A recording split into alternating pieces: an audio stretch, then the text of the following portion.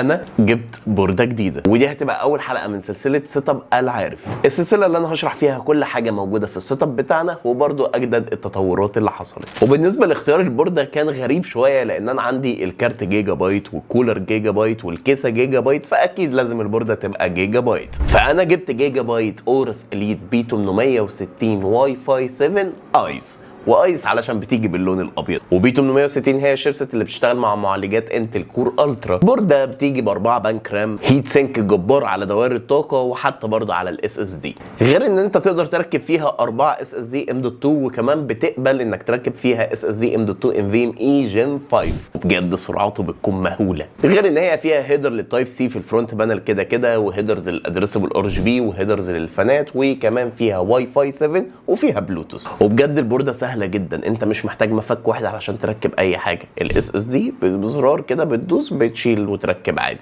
كارت الشاشه بتدوس على زرار من الجنب علشان تشيل وتركب كارت الشاشه عادي. حتى انتنه الواي فاي مش محتاج تلفها، وانت بس بتركبها كانها كليبس كده، والدنيا كلها بتكون تمام معاك. فبجد دي بورده بتديك مزايا البورد الفلاج شيب بسعر اقتصادي جدا. ودي كانت اول حلقه في السلسله بتاعتنا، وقول لي بقى في الكومنتات الحلقه الثانيه عايزها تكون عباره عن ايه.